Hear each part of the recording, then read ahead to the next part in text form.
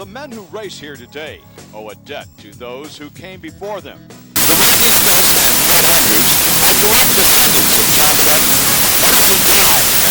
Dave Coombs.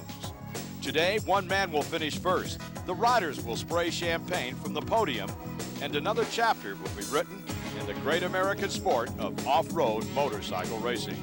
The John Penton GNCC is next on Fox Sports Net.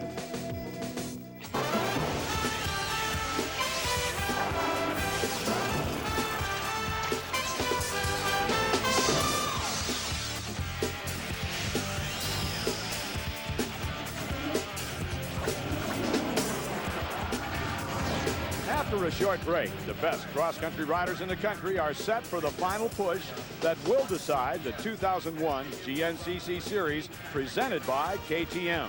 It begins here at Sunday Creek Cycle Park near Millfield, Ohio. Hello, everyone. I'm Larry Myers. Now, before we settle in and bring you today's race, we have a little unfinished business. It concerns a race that was run a couple of races back. At Crest West Virginia, Rodney Smith was in the lead, followed by Brett Andrews, Steve Haas, then Robbie Jenks. Now, Rodney has been on for as many tracks as at least 10.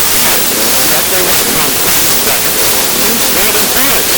Rodney and Brett were in that lead.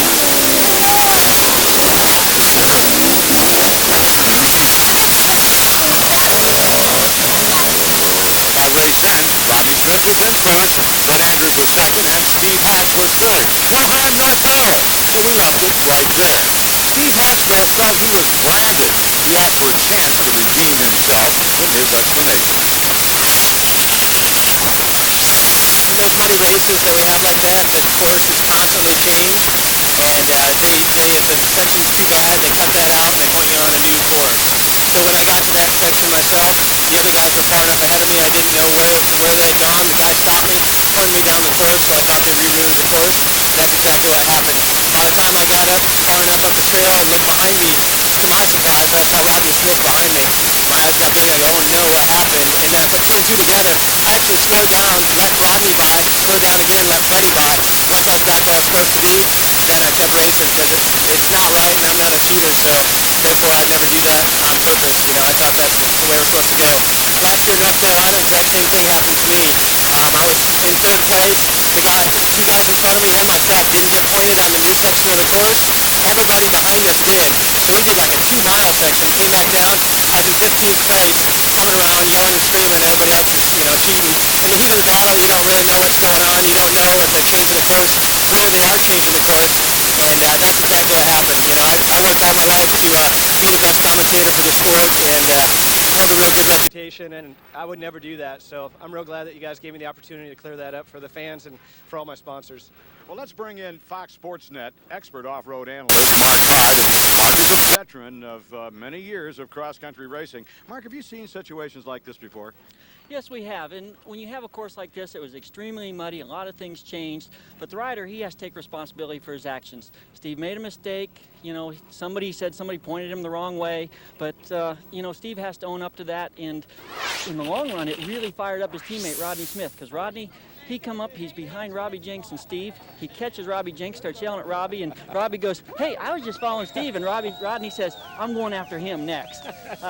So in the long run, it worked out. There was really, the way the race turned out, that's the way they were running. So it wasn't a big deal. But if something like this happens again, then there's going to be problems. Oh, I guess there would be. Hey, I vote for acquittal. What do you say? Let's just go racing and let the best man win. Okay, let's set the stage for today's race. Rodney Smith controls the championship chase, but we all know it ain't over until it's over or the fat lady sings, whichever comes first. Now check the battle for second place as well as the one for fourth.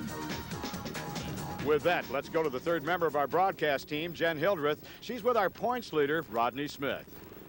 With 4 races to go, Rodney Smith is still cruising strong. And Rodney, in this last stretch here, what is your strategy to get through it and get this win? It's been tough, Jen. All summer long I've been thinking that I got a really good points lead. It's pretty much in the bag, but nothing's in the bag. It almost made it more nervousing the whole time having a big lead, because it's almost like, the championship's mine, but man, I really got to screw up to lose it. But I've been training harder than I ever have through the summer, and I've been riding a lot, and my goal coming into here was to get another, first or second, or at least get up on that podium. And I almost got a 2-race lead. So for the next 2 races, I could keep that lead. I could almost win the championship with 2 races to go. But getting here, in Ohio today, seeing all the dust and stuff, it's going to be a little bit dangerous if you don't get a good start. So in the back of my mind is also I don't need to get hurt. So my game plan maybe might change a little bit when I get out there, see what kind of start I get. And, if I get a good start and I'm running up front, I'm going to go for it. But if I'm back a little bit, I'm going to kind of be cautious today because I don't need to get injured, that would really lose it. So I can afford to finish back, and still have a really comfortable point lead and kind of see what the other guys do. Basically, I think Freddie or Shane's got to win the last 4 pretty much to put some pressure on me. So I'm going to, like I said, get out there, see what kind of start my Suzuki can do. And if I get out front, I'm going to go with it. Okay, well, like Rodney mentioned, Fred Andrews, Shane Watts, 2 guys that he still has to get out there and beat, but he's been there before, got 2 GNCC titles, so we'll see what he can do. Back to you, Larry. Now, Mark, you've raced a lot of laps on this racetrack, and I would guess that you know what the riders are facing. Yeah, today they watered the motocross track really well, and that's going to be the start, which is going to be very important. But after that, we get to the woods and the grass tracks. It's going to be extremely dusty there. Mother Nature, we've had a drought here for about a week, so that's going to make it very tough. The guys that prep their bikes, get the good starts, they're going to have a big advantage right off the get-go. But then we also have a creek bed that we run up for about a quarter mile, and that could be pretty interesting because that's where the only water we're going to find today. And my guess is right now the 4th member of our broadcast crew, Bob Walker, is standing right in the middle of that creek bed. The conditions for today's races are dry and dusty, except for this one section of track we found here, Rock Bottom Creek. Take a look at this section of track here behind me. Wet, slippery rocks, mushy mud, clay-based, and the ruts coming out of Rock Bottom Creek. This thing's 2 foot deep already here. Look at this stuff here. I can't even get the log out of it. Clay-based mud, weighing the bikes down. Amateurs haven't even had a chance to race through here today. So these ruts are going to continue to get deeper and deeper and deeper, and no lead is going to be safe because your riders, you're running into rock bottom problems here. Let's go take a look at the alternative route the riders are going to face today. And here's the alternative route. The rider's going to have to make a quick right-hand turn to come up this 30-foot incline here. This is going to be really slick. After those rubber tires come through that water, you got exposed rocks coming out from here. It's going to make it really tough for the riders to get up here. They're going to have both foot off the pegs, walking the bikes, just trying to make it through here. Once they get up the hill, they're going to have to start bushwhacking their way through this trail. Bob, you be careful you don't get bushwhacked on the way back.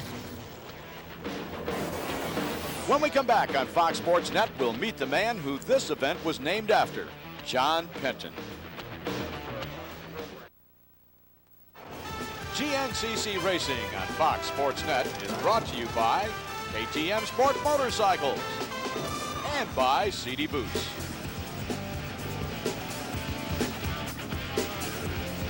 Welcome back to the John Penton GNCC, and John Penton himself is here visiting with us today. As a matter of fact, there he is. He's truly a legend in motorcycling circles. John is best known for his off-road exploits, but at one time he held the coast-to-coast motorcycle speed record. His true love, though, was enduro riding. National champion, he won Jack Pine, Little Burr, and the rest of the big runs that you can think of, and competed in the International 6-Day Trials several times. Cycle News named John the motorcyclist of the decade in 1979. But what John is really famous for is the U.S. development of the lightweight off-road motorcycle market. Now, at the time, John was the East Coast distributor for Husqvarna.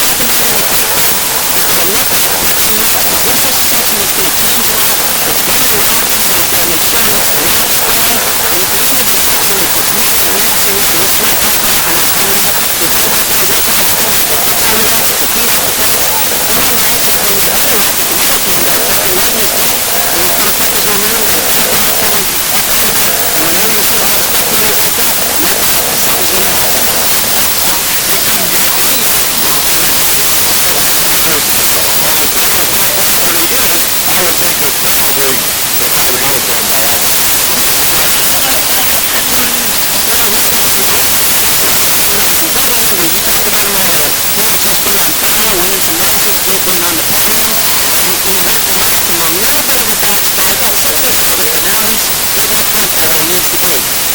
Very competitive indeed. And no racing of this kind. Fast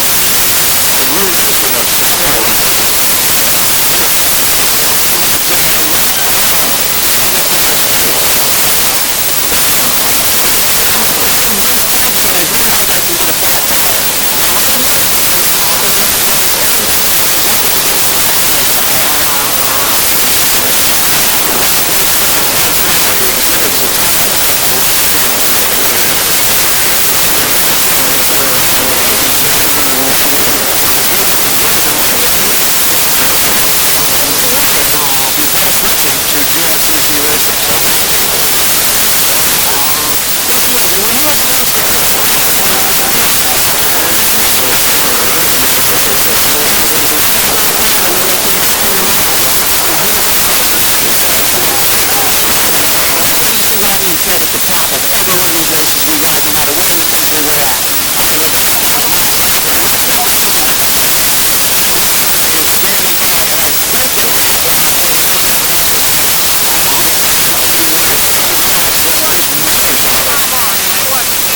track number one at Shane Watts is spread out on the track, trying to catch up with the leaders. He's holding things now like maybe like switch back. We talked to the GNCC officials back out here. He said he's going to keep looking at it until this guy's been knocked out for Shane Watts. Well, most of them are ice back, so I think we just assume then that he just started to happen. I only had him for a quarter of a lap now. I'm a little bit rusty. I only go out just 5 laps. He's got 3 left to ride. Okay, we're just going back to back. We have a little bit of a track mix in some of these.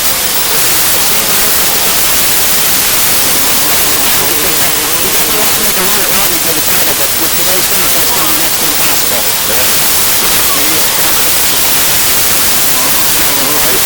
Well, Mike was the inventor national champion.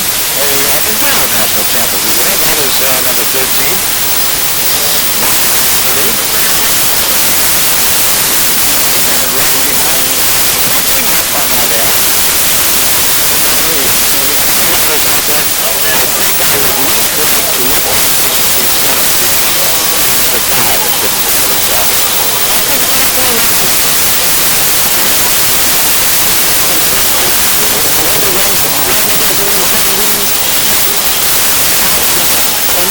Randy gives the inside lead. Well, Mike is really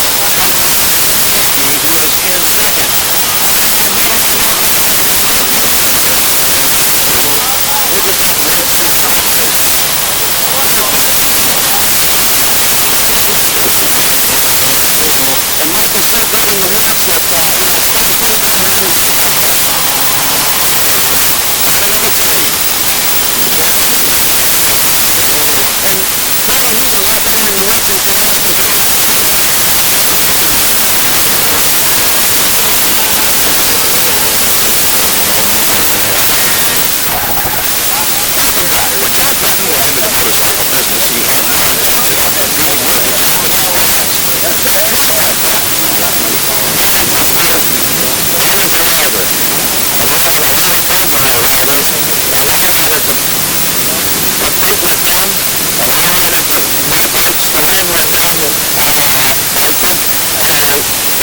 we win the race, that my intentions was to have a salvage and have a complete top nine.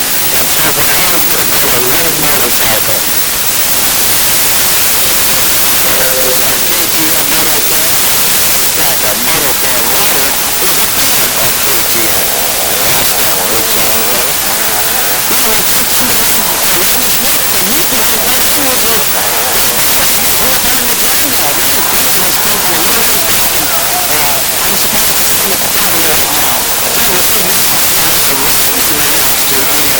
will see this one gas the rest of the way up too. I mean, Randy didn't have to. I mean, he was the main entity that and everything in the entire race just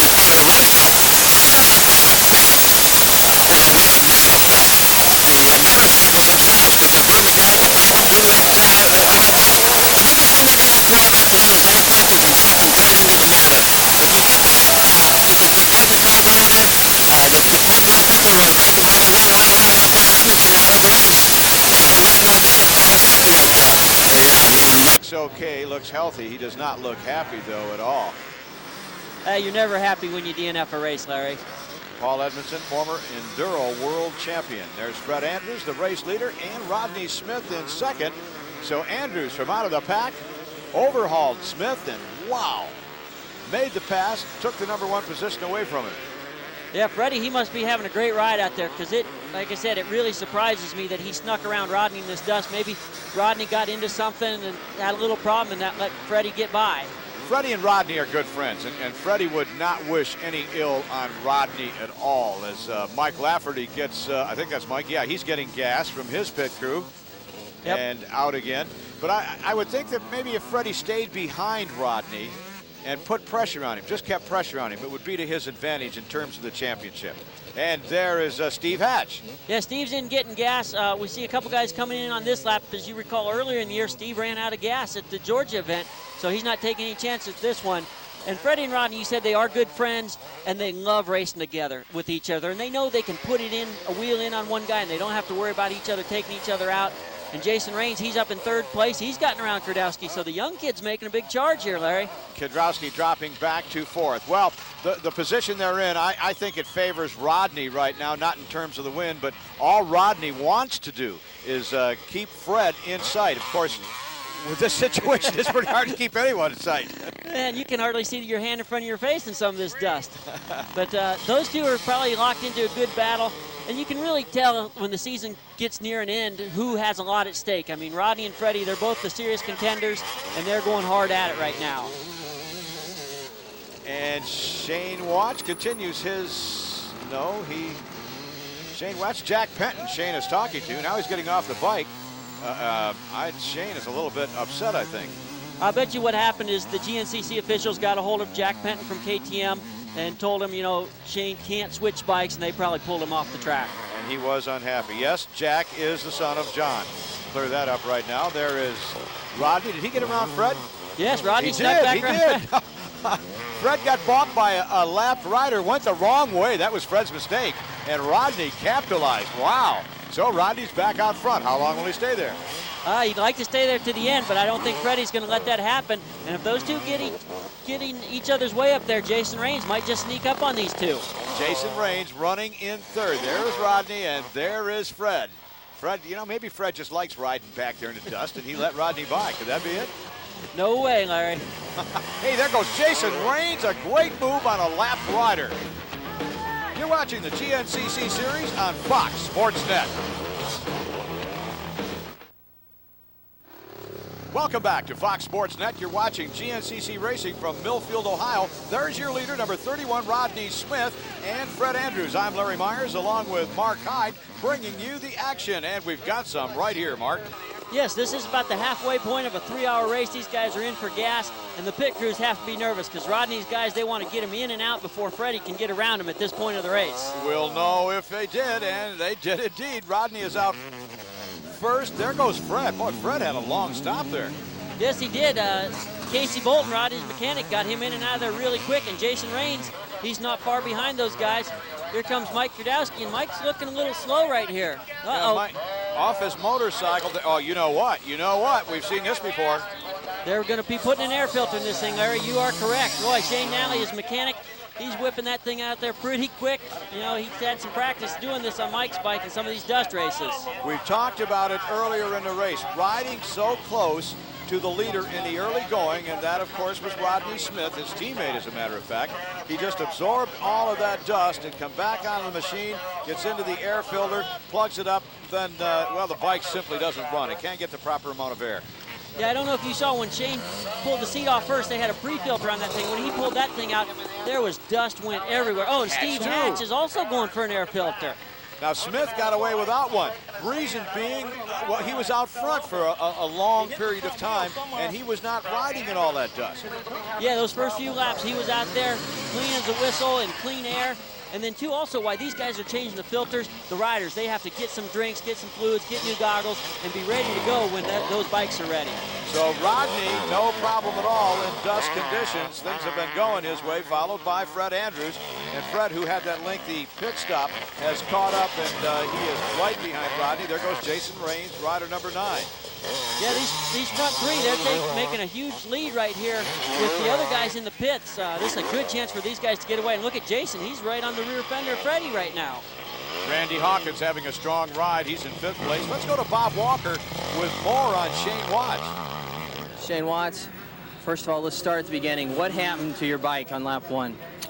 I don't know, there's a miss in it. It's a brand new bike, and unfortunately, because of who I am, I trust the bike, and I didn't even ride it before the race, and there's some sort of miss in there, some sort of electrical thing, but, you know, that's just a one-off, and so be it. But tell you what, I'm pretty annoyed with the organisers here. Get on my spare bike, I know I'm disqualified. I want to go out there, put a good show on for the crowd, and they won't let me out there. I am, words can't explain it. Well, Shane, in other sports of racing, they do bring the people off when they switch bikes or things like that happen. This isn't unique in the sport of racing here in the States. No doubt. I know I was disqualified. I don't care. I mean, here for the crowd, have a good ride, have good training.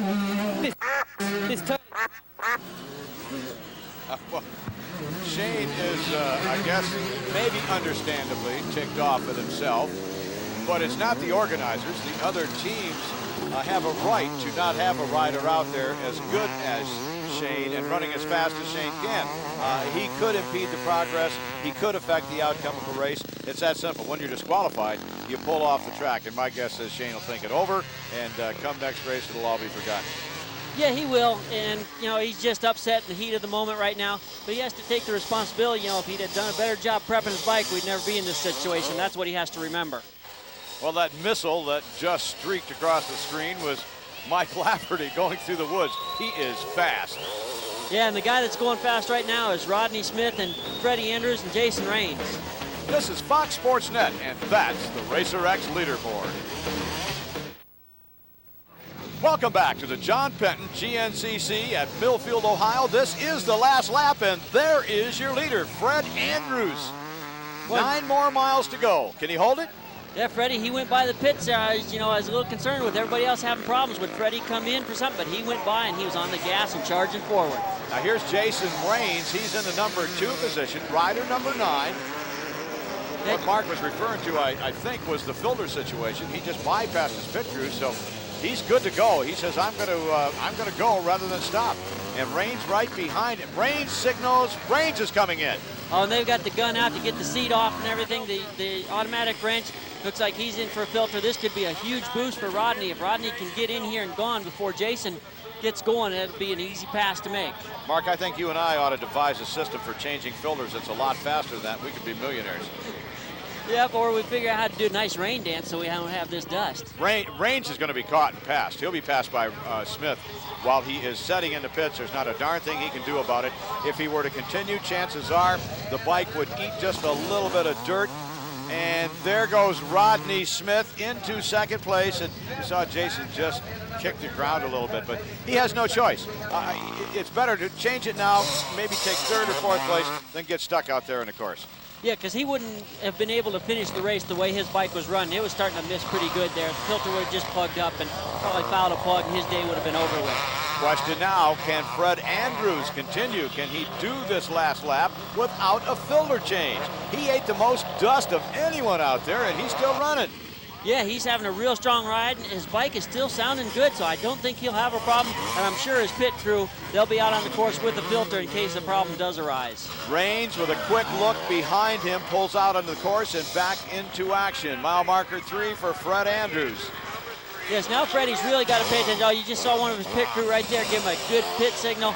He probably knows how far behind Rodney is. He knows Jason Raines is not in second anymore, so he'll be real smart from here to the finish. Now, although these riders are riding cross country and the course is 9 miles long, through pit crews using radios and pit signals and so on, they're scattered throughout that 9 miles. And these riders know pretty much where they are at any given time. Yes, the promoters have laid out a loop for the pit crews to get out there and see the riders every couple of miles so they can keep them informed on who's doing what. Here's Rodney Smith. If he listened to me, he would be cooling it. He would be taking it easy around this racetrack. Keep your body intact. Stay upright. Forget about Fred Andrews, but Rodney's not built that way.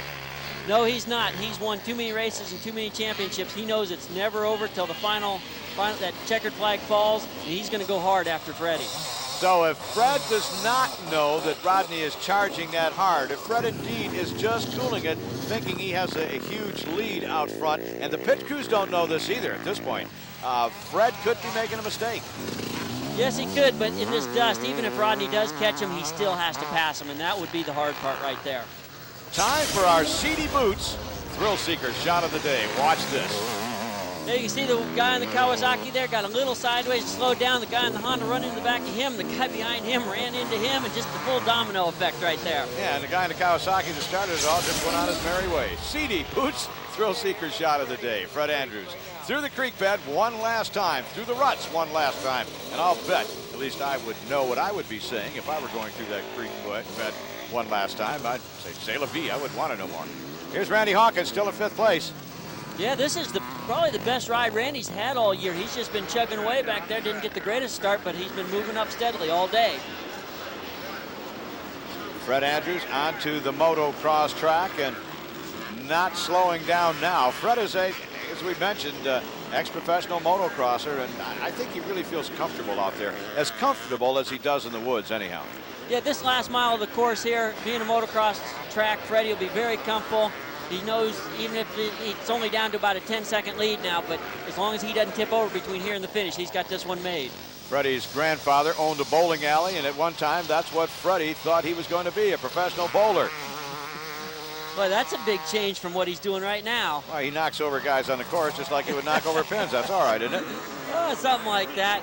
But boy, Freddie, he just got to still be kicking himself from that first race in Florida when he hurt himself and wasn't able to get any points. But, you know, that's part of racing. That's no different than getting stuck in a mud hole or breaking your bike. I think most fans would realize Freddie would be a factor in this championship were it not for that. He's headed now for the finish line, just a couple more corners, and he will be there. Fred Andrews is about to wrap up his 3rd victory of the year, and Fred takes the checkered flag at the John Penton GNCC, and close behind comes Rodney Smith. Now, when we come back, we'll hear from Fred. Rodney, stick with us. Round 10 of the GNCC series on Fox Sports Net has been brought to you by KTM Sport Motorcycles and by CD Boots. And we'll waste no time. We'll go right down to Victory Circle where Jen Hildreth is standing by. Fred Andrews coming in first today. He had to fight to get up there. You passed Rodney Smith when he changed his air filter. You never did it. Did that worry you at all? Yeah, because I caught up to him and I noticed he was kind of slowing down. He pulled over and let me by, and I said, I hope I'm not next. And the last 2 laps, I tried to stay out of the dust all I could, and I had a minute lead going in the last lap, and I knew Rodney changed the filter, so I knew he'd be just flooring it, and I had to be careful. And I knew he was catching me. It got to 20 seconds, and I said, if I can make the motocross track, there ain't no way he's getting around me. And I got out there, and it was down to 10, and he rode a heck of a race, and I really enjoyed riding with him, and was happy to have my Cornwall Tools Pro Circuit Kawasaki up front and ready to win another one. All right, now, Fred, you had to pass Rodney, but before that, you were behind him. What was it like when Smith just did this thing for you? It's been amazing because the weather is extremely cold. It's so hot for a rally. And this weather is crazy heat. You know, it's such a place to ride a heat. And it's good to have the water here on the in the back straight, and I hope I didn't overtake him just wrong, but then we were on again, so all good. Good looking bike, let's go, Gilbert. Second place. All right, Rodney Smith, you did what it took to stay in the title chase. Dusty conditions out there. How does it feel to be back on the podium again? Yeah, Bob, you know, I just, my goal today was to be up here on this podium with all this dust and stuff, and had a great race going. Me and my Suzuki were working good, and Casey Bolton's been working real hard for me, and you know, I just had a little bad luck there with 2 laps to go, and my filter plugged up, and we had to pull in while we were leading, and change that filter, and I got back out and just put the hammer down. I think I was a minute and, I don't know, 20, 30, something like that down, and you know, I got close. We just needed one more lap. That's a racer story if I ever heard one.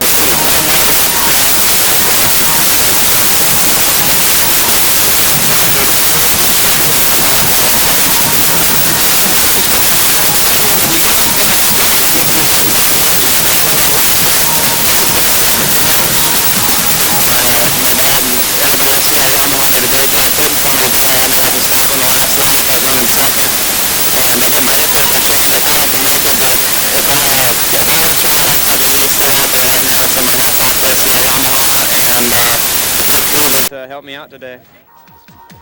Well, they helped you out and helped you all the way up to 4th place in the standings, tied with Steve Head. So I'd say that was an outstanding effort for young Jason Raines. Mark, final thoughts? Oh yeah, you've really got to be impressed with Fred Andrews today. He's not going to just let Rodney Smith take this championship, but Rodney also did what he had to do today. Well, that's what champions are all about, and it seems to me we have them in abundance.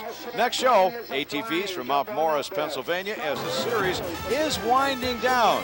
So for Jen Hildreth, for Bob Walker, and my partner here in the broadcast booth, Mark Hyde, I'm Larry Myers. So long, everyone, and thank you for watching.